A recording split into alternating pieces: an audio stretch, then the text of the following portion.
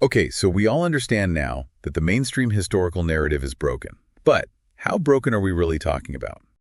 Well, today we present research that shows that ancient Chinese characters that span 1,500 years of Chinese writing are hidden in plain sight across the Southwest.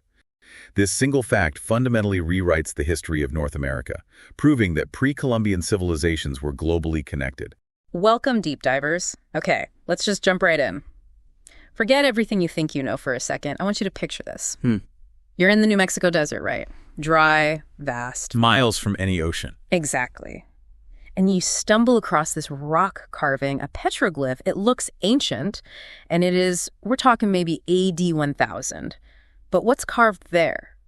It just shouldn't exist. Not there, not then. Yeah, this is where we start today, because it's an image that basically throws a wrench into the standard history of North America before Columbus. The history we all learned, that Native American cultures were incredibly sophisticated, sure, building amazing places like Chaco Canyon, but isolated, no real deep contact with, say, Asia or Europe in terms of complex ideas or writing. Right. The conventional view is pretty rigid on this. It says, look, real lasting writing systems, they popped up in only a few places. Mesopotamia, Egypt, China, Mesoamerica, the Indus Valley. That's the list. And North America, north of Mexico. The thinking is, well, maybe some simple trail markers, some basic symbols, but nothing like a full-blown written language for history or complex thought. Precisely. That narrative of isolation, that's what today's evidence, literally etched in stone, really challenges. So let's get right to that impossible image, the one that makes you do a double take. Researchers call it the impossible vessel, found at Three Rivers Petroglyph Park, New Mexico. Okay, so Three Rivers, it's packed with carvings, hundreds of them dating around AD 1000, but a few, they just leap out. They show boats, but not just any boats. Not canoes, right. We're talking serious naval architecture. Exactly. Plank-built ships designed for deep water, and they show two pieces of tech that scream foreign. First, this specific sail designed a quadrilateral lug sail. The Chinese had perfected that by the 3rd century AD. Right, a specific sail. Interesting. But that's not the impossible part, is it? It's the steering. That's the kicker, the balanced rudder. If you look closely at the carving, you can see it clearly. It's mounted on the stern, right? But part of the rudder blade is forward of the pivot point. And why is that tiny detail such a big deal? Let's break that down. Well, think about European ships back then, even much later. They use these big, clumsy steering oars. Yeah. Usually just tied to the side. Hard work. Okay. The balanced rudder. Game changer. Because part of the blade is forward, the water pressure kind of cancels itself out. It makes steering huge ships. Yeah. Well, manageable. One person could handle a massive vessel in rough seas. And the Chinese figured this out when? Documented before AD 951. It was a massive leap in naval tech. Mm-hmm. But in Europe, they didn't really adopt that kind of efficiency widely until, the 19th century? The 1800s. And here it is, carved in a rock in New Mexico, 500 miles from the sea, around AD 1000. A blueprint of cutting-edge 10th century Chinese ship tech. So the question becomes, Yeah. wow, not just did someone sail here, but why on earth would someone meticulously carve a detailed diagram of advanced Chinese naval engineering in the middle of the desert? It feels like more than just seeing something. It feels like understanding it, like knowledge transfer. And if that complex ship feels like maybe, just maybe, it's open to interpretation, though the details are stark, there's simpler, more widespread evidence too. Let's talk about the Chinese character for boat. Zhu! Looks like a little boat, right? Simple pictogram? Yeah, Zhu, in its early forms, it's basically a hull with some lines inside, maybe representing ribs or seats, like a tiny ladder tipped over. Super distinct. And this character pops up where? Repeatedly. In desert locations, again. Places like El Morro in New Mexico, Little Lake in California. And here's the clincher, the context, what's around them. Off of these Zhu boat glyphs are deliberately connected to wavy lines. And those wavy lines, they perfectly match the ancient Chinese pictogram for water. Sure. So the carver is basically saying, yep, this symbol means boat and this means water, leaving no doubt. It's that kind of specific, repeated pattern technical drawings, clear symbols in context, that forces you to say, okay, maybe this isn't just wishful thinking. Maybe we need a rigorous way to prove it. Which leads us right into the next big question. Because, let's be honest, people have been seeing faces in clouds and canals on Mars for ages. Interpreting rock art is notoriously tricky. How do we know this isn't just seeing what we want to see? That is absolutely the critical hurdle. And historically, skepticism was totally warranted. Rock art research has been plagued by frankly, weak methods. And there's this psychological thing called apophenia. Right, the tendency to see patterns in random noise, like seeing Elvis in your toast. Exactly. You go looking for dragons, you'll find a rock formation that kind of sort of looks like one if you squint. Researchers, consciously or not, can project their own ideas onto ambiguous carvings. So how did the researchers behind this study avoid that trap? How do you get from, that looks like Chinese writing, to we are scientifically certain this is Chinese writing? They developed what they call the robust rubric. It's designed specifically to take subjectivity out of the equation. It's all about math and repeatable steps. Okay, ELI 5 time. Explain it like I'm 5. How does this rubric work? All right, 2 main parts. Component 1 is called substantial similarity. They actually borrow this concept from copyright law. It's like a first pass, a visual check. Does the rock carving share the basic artistic complexity and overall structure of the known ancient Chinese character? So does it generally look right? Got it. But that still feels a bit subjective, which is why it's only the first step. The real power comes from component 2, Jaccard's index of similarity. This is where the hard math comes in. What does that measure? Imagine you take the original Chinese character, the known example, and the carving found in North America. Now, you break both down into every single tiny feature you can measure. Like what kind of features? Every single line, stroke. Is it straight, curved, a dot? How long is it compared to the whole character? What angle is it at horizontal, vertical, diagonal? Okay, so like creating a super detailed fingerprint for each character. Even deeper. The really clever part is how they analyze the interstroke relations. How do the lines connect? This gets into the grammar of writing. What do you mean, grammar of lines? Think about the letter T versus the letter X. In a T, the vertical line stops at the horizontal one, that's called a junction. In an X, the lines cross each other, that's an intersection. Ah, okay. So it matters how the lines meet. Massively. Especially in calligraphy systems like Chinese. It shows intention, following rules. So the Jaccard index counts up all these features, line shape, length, angle, connection type, junction versus intersection, for both the known character and the rock carving. Then it calculates a ratio. How many features do they share? Okay, so you get a number, a similarity score. But how high does that score need to be? Couldn't someone just accidentally draw something similar once in a while? Good question. They set a high statistical bar. The threshold for saying, okay, this similarity is real, not just chance, was p less than or equal to 0.05. 0.05. That's standard in science, right? Means there's a 95% confidence level. It's not random luck. Exactly. But here's where it gets absolutely staggering. They didn't just analyze one carving. They found 107 glyphs across North America that passed this rigorous test. And then they calculated the cumulative probability. Meaning, what are the odds that all 107 of these complex matches happen purely by chance, completely independently of any actual Chinese influence? Get ready for this number. The probability is less than 6.1 times 10 to the power of negative 264. Okay. That's a lot of zeros after the decimal point. Can you put that in perspective? That number is just impossible to grasp. Think of it this way. Your odds of randomly picking one specific pre-marked grain of sand from all the beaches and deserts on the entire surface of the Earth, those odds are better than the odds of these 107 matches being accidental. Wow. Okay. That's definitive. It's less likely than winning the Powerball jackpot every single day for centuries. The math isn't just suggesting this is likely Chinese writing. It's essentially screaming that it must be. The possibility of independent invention at this scale is statistically zero. So the math proves what it is intentional literate communication using Chinese forms. But the next question is, when? This leads us to the really mind-blowing part, the evidence that acts like a time machine. Exactly. To understand the when, we have to dive into the history of the Chinese language itself.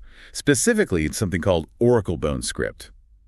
Or, in Chinese, Jiguan. Oracle bone script. This is the really, really old stuff, right? The earliest fully developed Chinese writing we know of. That's the one. Highly pictographic, used mainly for divination, asking questions of the ancestors or deities during the Shang dynasty. And the Shang dynasty was a long time ago. We're talking roughly before 1400 BC up until around 1045 BC when the Shang dynasty fell.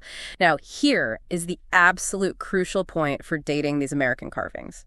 After the Shang collapsed, the next dynasty, the Zhou, used different scripts. And the knowledge of how to read and write oracle bone script, it just Vanished. Completely lost to the world. For over 2,000 years, nobody knew it existed or how to decipher it. It was only rediscovered in China in 1899. Almost by accident, scholars realized that dragon bones being sold in traditional medicine shops, basically fossil bones, were actually ancient turtle shells and ox shoulder blades covered in these strange, archaic carvings. Those carvings were the lost oracle bone script. Okay, wait.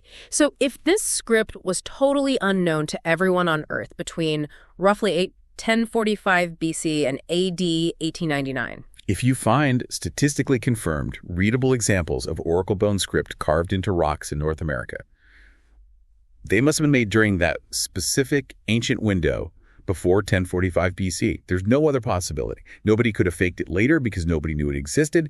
It's like a perfect tamper-proof timestamp. It pins the contact event to potentially over 3,000 years ago. And guess what? They found it. They found it. Let's focus on the most powerful example, what the researchers call the royal sacrifice. This is in Rinconada Canyon, right inside the Petroglyph National Monument in New Mexico. So you're hiking in a protected area known for Native American petroglyphs, and you look up, and they're on this one boulder. It's different. It's different.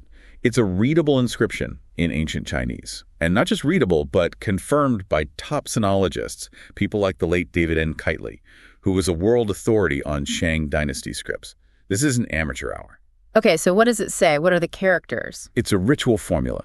The identified characters include Xian, which means to offer sacrifice, then Quan, meaning dog, Da, meaning great, Jia, to kneel, and incredibly, Gan, the seventh heavenly stem used in dating, and the name Daji. Daji. Isn't that the name of an actual Shang dynasty king, like the third one? The third Shang king, yes. Yeah. We're talking about a specific historical figure from Bronze Age China. And it's not just a random list of words, right? The way they're arranged matters. Crucially, the inscription reads right to left, and the grammar, the syntax, follows a very specific pattern known as Wang Bin. This structure was characteristic of Shang in early Zhou dynasty records detailing official sacrifices. So it's like a formal announcement. What's the translation? It basically records a ritual offering, in this case, probably the sacrifice of a dog, which was common back then, being made respectfully, kneeling in honor of the great deceased King Daji. Okay, mind officially blown. A 3,000-year-old Chinese ritual for a Shang king recorded on a rock in New Mexico. But wait, you said it reads, directed west towards the deceased King Daji. If they're in New Mexico, why direct the sacrifice west? That detail is actually really telling. Directing the ritual west, towards the homeland from America, strongly suggests one of two things. Either they are performing the ritual facing their origin point symbolically, a common practice, or perhaps they were performing this ritual on their way back from somewhere even further east, maybe the Atlantic coast. Wow. So the inscription itself might hint at the direction of travel. Either way, it confirms highly trained ritual specialists, people who knew the proper rites and the specific Wang Bin syntax, were physically present in New Mexico over 3,000 years ago. And does the style of the script itself help narrow down the date? It does. The characters aren't purely oracle bone. They show a mix of features, some oracle bone, some from the slightly later Bronze Era script, even hints of early seal script. This kind of mixing suggests a transitional period in Chinese writing, likely before script forms became rigidly standardized. So not the earliest Shang period, but maybe later Shang or early Zhou. The researchers place it broadly between about 1200 BC and maybe 200 BC, based on that calligraphic mix. Still, incredibly ancient. We're talking contact contemporary with, or even predating, the Trojan War or the founding of Rome. Staggering. And there's more nearby, another inscription that gives context. Yes. And nearby, there's another equally ancient carving using clear oracle bone characters, Zun and Ji. Okay, what do those mean? Zun refers to the ancient Chinese 10-day week. It's a specific period of time used in their calendar system. And Ji means auspicious, lucky, or fortunate. A 10-day week and auspicious. What does that combination signify? This pairing, Sunji, is a classic formula straight out of Shang dynasty divination practices. It's essentially a prognostication, asking or declaring. The next 10-day period will be auspicious. So it's direct evidence of them not just knowing the script, but actively using it for its original purpose, divination, religious practice right there in North America. It's a snapshot of their culture in action. Literate religious travelers performing a sacred rite, recording it, and performing divination using a writing system that the rest of the world would forget entirely for the next 2 millennia. To think that this knowledge, this whole system of writing and ritual, could just vanish from its homeland but be preserved, like a message in a bottle, on rocks halfway across the world, It fundamentally changes things. It really does. It suggests that history isn't always linear, that knowledge can be lost and found in the most unexpected places. Okay, this is absolutely incredible stuff. And if you are finding these discoveries as mind-bending as we are, you really need to stick around. Because after this quick break, we're going to dive into the patterns of contact. This wasn't just a one-off visit and the shared cultural ideas that suggest a much deeper connection than anyone previously thought possible.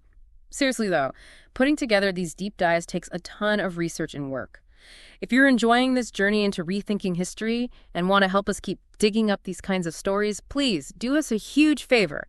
Hit that like button, subscribe to the channel if you haven't already, and maybe even consider joining the deep dive memberships. Yeah, your support genuinely makes this possible. It helps us keep the lights on and, keep challenging those old assumptions. We really appreciate it. Okay, let's get back to it. We've established, with pretty stunning evidence, that literate Chinese people, likely ritual specialists, were in the American Southwest, maybe as far back as 1200 BC. But was it just one lost ship, a fluke of history? That's a crucial question. And the answer, based on the script evidence itself, seems to be a clear no. This wasn't a single event.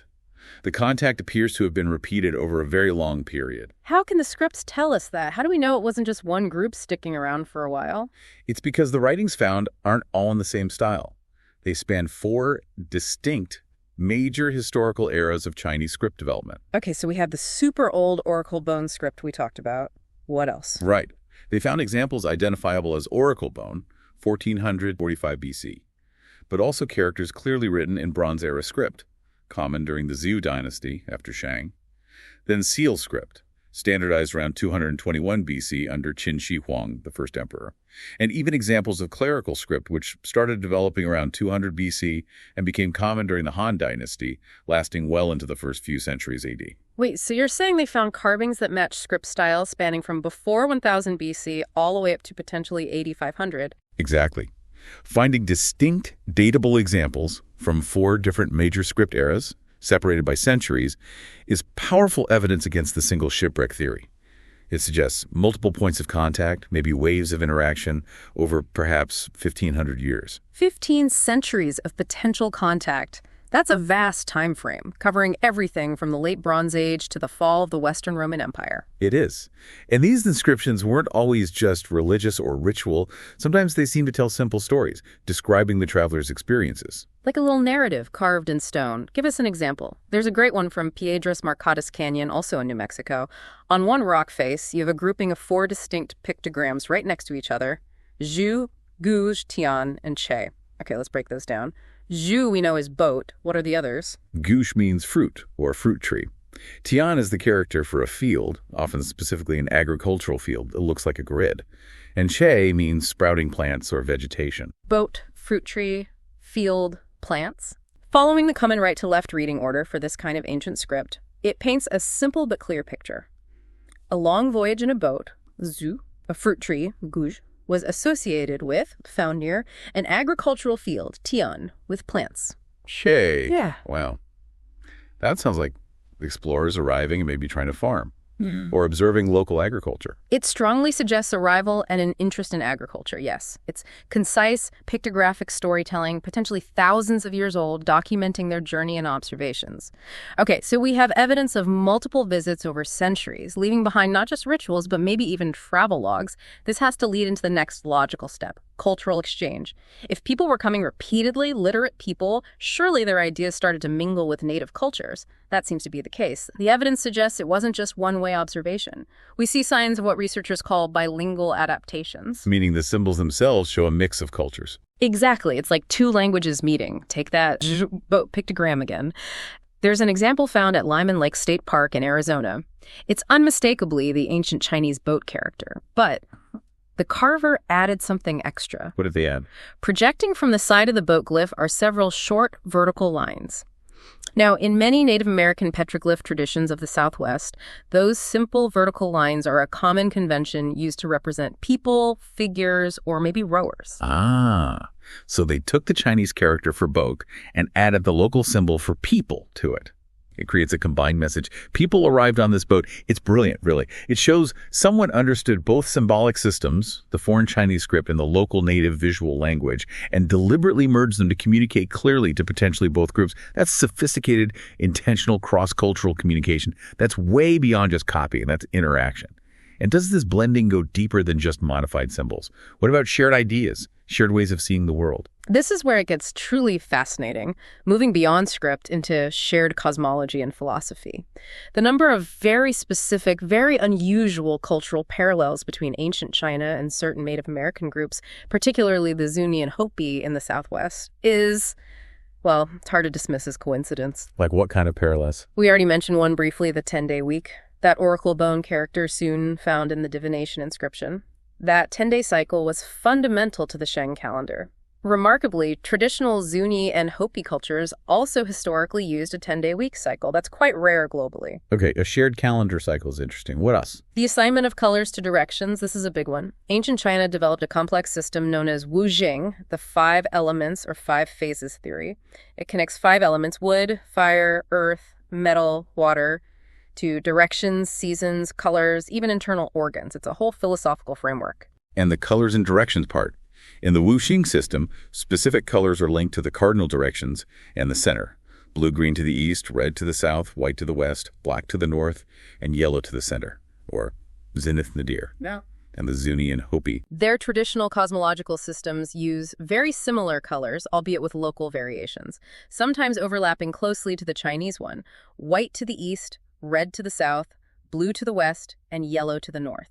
That feels like a shared intellectual structure. It's highly unlikely to arise independently with such specific correlations, and it gets deeper. Part of that shared Wu Jing framework is the association of the north direction with the season winter, the element water, and with death or the end of a cycle. And that specific association north means death is also found in Zuni and Hopi traditions. Yes. To find not just the color map, but this specific non-intuitive symbolic meaning attached to a direction mirrored across the Pacific. It strongly suggests a transfer of a complex philosophical system, not just isolated symbols. Likely drifting over time, but still closer than coincidence. Okay, beyond language and cosmology, are there any shared symbols that aren't writing, but seem to carry the same complex meaning in both cultures? Absolutely.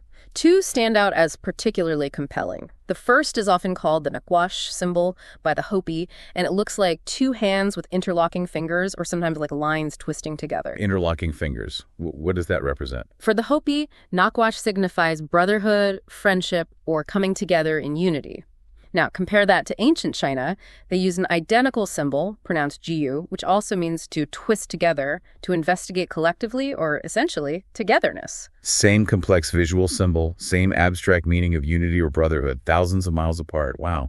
What's the second symbol? The rectilinear spiral. It looks like a square maze spiraling inwards or outwards. In Chinese, the symbol is called hui, and it represents a return, a round-trip journey, or the concept of migration. A round-trip journey or migration. How does that connect to native cultures? This rectilinear spiral is a hugely important symbol for the Hopi. They traditionally use it to depict the epic migrations their ancestors undertook, often describing 4 major journeys they were instructed to make by their creator figure, Masao. The symbol visually represents that long, cyclical journeying process. So again, a specific complex geometric symbol tied to the abstract concept of a long migration or return journey, shared between ancient China and the American Southwest. The parallels are numerous and specific. So let's try and synthesize all of this. We have the impossible boat carving with 10th century Chinese tech. We have statistically verified Chinese pictograms like Zhu linked to water. We have the bombshell discovery of readable oracle bone script, including a royal sacrifice to a Shang king and a divination text dating contact back potentially 3,000 years. We have evidence from multiple script styles suggesting contact wasn't a one-off, but spanned maybe 1,500 years. We have pictogram narratives telling stories of arrival and agriculture, and then we have these deep cultural resonances, bilingual symbols showing interaction, a shared 10-day week, the exact same complex system linking colors to cardinal directions, the shared association of north with death, and identical non-script symbols for abstract concepts like brotherhood, nakwachi, and migration. When you lay it all out, the cumulative weight of the evidence, especially the statistically validated script identifications and the datable oracle bone findings, points very strongly in one direction. Which is? that the conclusion presented by the researchers seems unavoidable. Literate Asiatic people, specifically people versed in various stages of Chinese writing and culture, were present in North America during pre-Columbian times. And they weren't just passing through silently. They were interacting, performing rituals, recording events, and engaging in cultural and intellectual exchange over a vast span of history, from roughly 1200 BC up to perhaps 8500. And it's fascinating that this conclusion, which radically challenges standard Western historical models, actually seems to support certain traditions from other sources. Exactly. Many Native American groups have oral traditions that speak of ancient migrations or visitors from across the water. And ancient Chinese texts, like the famous Shanhaijing or Classic of Mountains and Seas, contain detailed descriptions of journeys to a mysterious land far to the east, sometimes called Fusang. These accounts were often dismissed as myths. But maybe they weren't myths. Maybe they were history, waiting for the physical evidence to catch up. This body of evidence suggests we might need to take those ancient records, both Native American and Chinese, much more seriously. It forces a fundamental reevaluation of who was talking to whom and when in the ancient world. So let's just recap the journey we took today. We started with an impossible boat rudder carved in the desert. We found proof of ancient Chinese writing, confirmed by math so certain it defies chance. We uncovered a lost language, oracle bone script, used in America 3,000 years ago to record prayers to a Bronze Age Chinese king. We saw evidence of multiple visits spanning centuries. And we found echoes of shared culture calendars, cosmologies, symbols suggesting deep, long-term connections across the Pacific. The implications are just immense. It suggests the Americas weren't isolated, but were part of a connected ancient world far earlier and more deeply than we ever imagined. It leaves us with a final thought, doesn't it? If a whole writing system, one used for sacred rituals and recording history, could be utterly lost to its own civilization for over 2,000 years, only to be rediscovered because its practitioners carried it across the ocean and carved it into stone. What else might be hidden in plain sight? What other chapters of human history, what other connections between ancient peoples are waiting for us to find the right key, the right lens, to finally read the messages left behind? This evidence doesn't just add a footnote to American history. It demands we consider rewriting the preface.